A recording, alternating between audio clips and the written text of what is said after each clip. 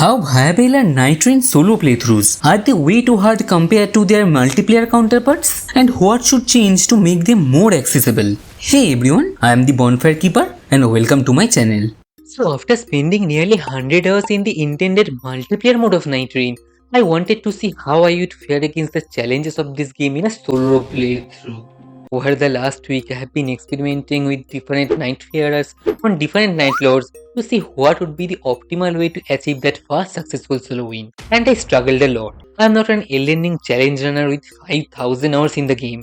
So with this video, my goal was to find out what extra challenges an average player would face in a solo run, which Nightfarer would be the best for the fast experience, and which Nightlord would be the easiest to manage to get that fast win. If you are also planning to start your solo playthroughs, I hope my experience would help you on your journey. Also a quick thank you to everyone for the big response on my last video.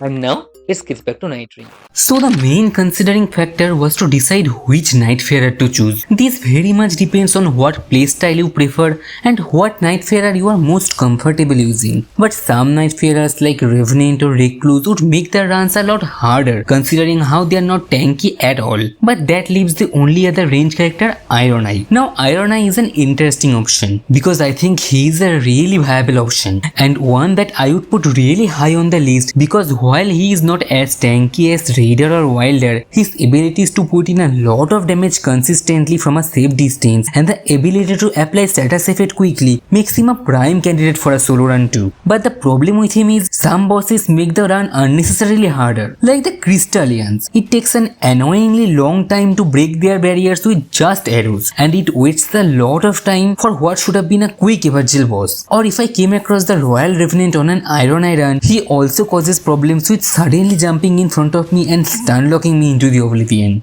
But I still think he's a very valid choice and I had a good run with him and reached Knight 2 too, but because of some other mistakes I made, I lost to the Nameless King.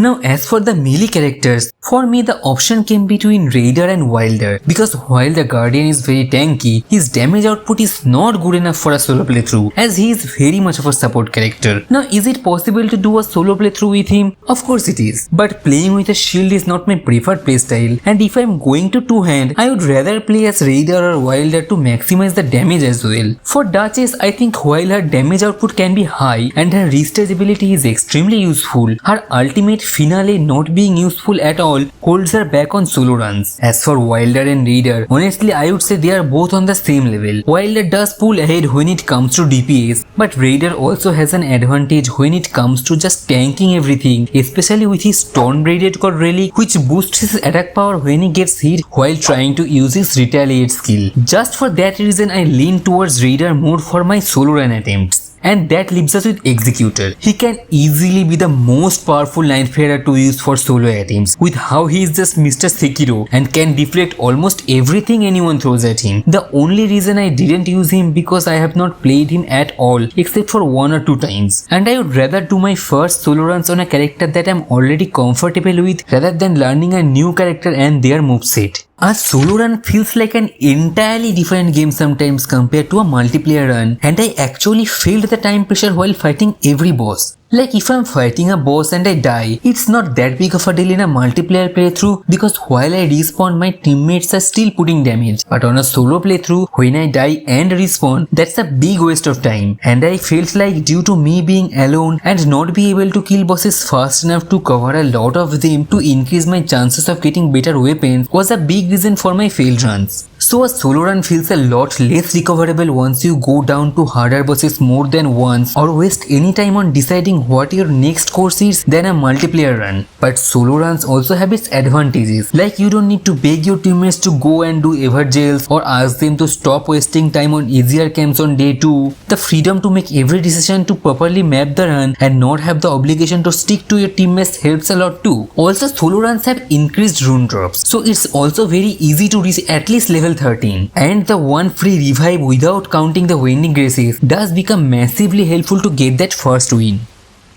But playing solo also comes with the challenge of actually mapping the run successfully to not wander around and waste more time. I tried to focus on the Evergels and clear the underground boss on the castle if it was available on day 1 and try to clear the rest of the castle and at least 2 major field bosses on day 2. But I also ran into occasional problems of choosing bad places to get keys and not get many, or getting the Godskin duo fight at level 2 and wasting a lot of time to kill them or dying to them. Or if I get a shifting earth event and it's the Noclatio city, it removes the castles from the map and it takes way too long to clear the major points in the city and kill Estelle by myself, so that always threw me off pace. But if I get any other shifting earth event, I try to clear the underground boss in the castle at least before focusing on getting the upgrades from the events, because they always have more major bosses closer to each other, which increases the chance of getting a good drop. I think the base map was perfect to get my first win, and if I got the city, I would sleep to progress time and pass the event. Now, while I want to beat every Nightreign boss solo, including the Everdark bosses, I do need more practice and get more used to solo mode before I can achieve that. So I needed to consider which bosses I should start to get my first win. I could pick an easier option like Gaping Jaw or Ogre, but I actually started with Night Aspect. I thought he has 2 phases, so if I beat him, I would beat the others easily too. After having a lot of failed attempts, I almost beat him, and he was 1 hit away when I got greedy and instead of healing, I went in for the last hit and got obliterated. Mistakes like this cost solo run badly because you don't have teammates to pick you up. So I decided to switch it up and try other options. My next goal was Dark Drift Knight, but I kept having bad runs after bad runs and basically all of them ended even before I could reach full card. To be fair, I did like almost all of them with Iron Eye because I wanted to finish his Remembrance quest as well, and I kept having bad luck with no purple event drop for him. So after deciding all the options carefully, I decided to go with Equilibrious Beast or Libra with Raider. Now the choice might seem odd as to why go with Libra and not an easier Nightlord like Gladius or something, since I was already having so much trouble. I went with Libra because he is one of the few bosses that I don't have to run a marathon after, because he doesn't keep running away to another corner of the arena. His gimmicks are nothing that couldn't be handled solo, and while his attacks are crazier, his solo version is a lot more manageable because he does a lot less damage and has way less health. And on top of that, if Libra is the night boss, I won't have to worry about him invading and putting a curse on me when I don't have enough runes to break the curse, which happened a lot for some reason. After a lot of failed attempts and tears, I finally managed to get my first solo win. I started with Raider, and at first my usual plan was to focus on Evergels and camps where I would find keys for the Evergels. But before I could reach the second Evergel, I got hit with the Plague of Locust, which is a really annoying raid because if I get hit, I could lose levels. I did have to look up the answer on how to solve them beforehand. You needed to follow the bugs on the direction they are flying. But before I could reach the sentient pace, the raid went away, and I ended up far away from my goal and closer to the castle. It would have been a waste of time to go all the way back to the Evergel, so I decided to change the course of my action and hit the castle underground boss, which was probably the best decision I could ever make because I was already level 5, so unless it was Bell-Bearing Hunter, no other boss would have been an issue. And the main thing that can change a run from a good run to a very smooth sailing run is to get a very good drop early on, and that's exactly what happened. The boss was Black Knife Assassin, and once I beat her, I got the Falling Star Beast Jaw to drop, which is probably one of the best colossal weapons in the game. And on top of being an insanely good weapon, it also came with the passive of having multiple periodical Glint Blaze ability, which is a passive I think everyone should always prioritize because it's just free damage. After having so many bad runs where I couldn't even get a decent drop, having it this early instantly boosts my confidence on this run. I really hope they increase the drop rate of good weapons on solo runs a little. That would definitely make things a lot more fun. I got the Royal Revenant as the Night 1 boss, and fighting him as the Raider feels so satisfying, especially with Raider's Remembrance relics equipped, because while he is nowhere as scary as his base game's counterpart, him stun-locking character like Iron Eye, Recluse or Duchess feels so annoying. But Raider with Torn-Braided Cord relic equipped can just tank everything without getting his poise broken,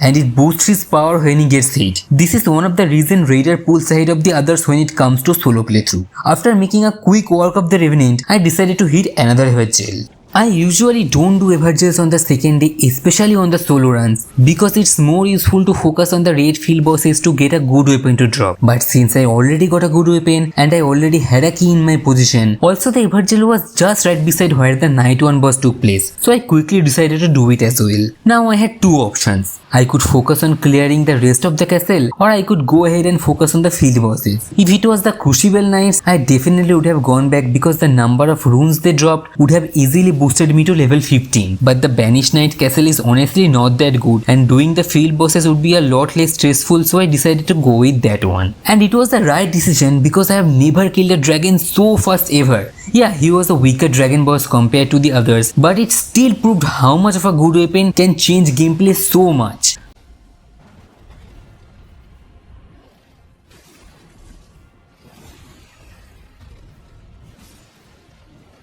But not everything was good about this run. While I was smooth sailing through everything with the Falling Star Beast jaw, I definitely did not get good passives like raising physical attack or improved guard break. I think it's due to the fact that I didn't cover a lot of smaller camps or many Evergels and only focused on the bigger bosses because I had the beast jaw. But if I didn't get the good weapon so early, I would not have such a smooth time with this route, and I absolutely would have needed to include more Evergels to get some good upgrades. I probably could have at least beat the upper boss in the castle, but the next field boss I went to was Loretta. And while Loretta is not particularly a hard boss, she has some moves that can actually one or two shot if you are not careful, which is exactly what happened. I got greedy and got killed by her, and instead of just continuing the fight after respawning, I kinda got scared and decided to level up first, which wasted a lot of time. But I did get her after that, and I couldn't believe my luck because I got a legendary drop, the Marika's Hammer. While despite being legendary, it doesn't have as much damage as the Falling Star, but still it's a damn good weapon. And after not getting any good weapons for so many runs,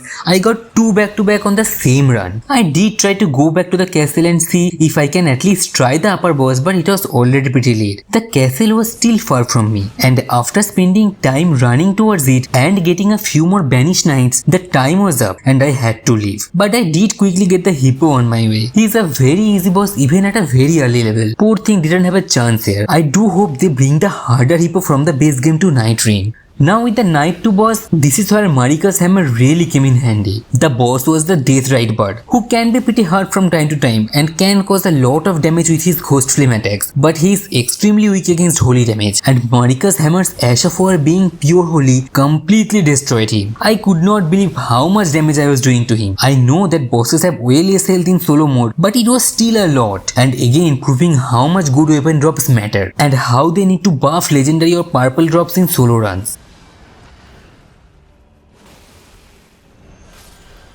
One thing they changed in solo runs is that a Wending Grace drop is guaranteed by the end of day 2, and you can also buy one from the merchant outside the Nightlord, giving you 3 revives essentially, which always gets massively helpful in the fight because it allows you to take more risks.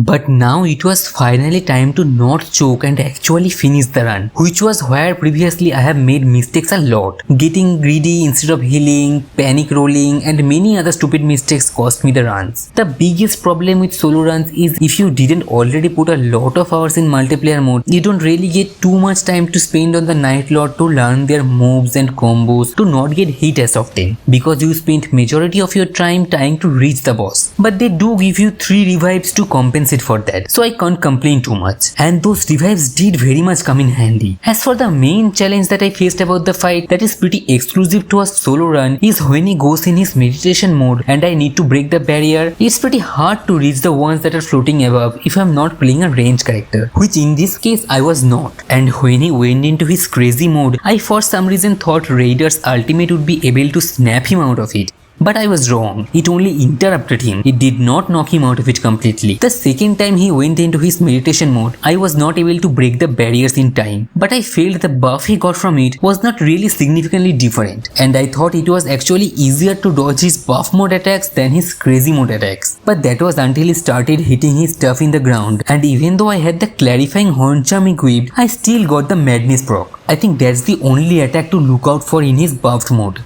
But I did still get knocked down twice. Luckily, I had all 3 of my revives left, so I tanked through a lot of his attack and managed to beat him. And after days of trying to get my first solo win, I finally had it.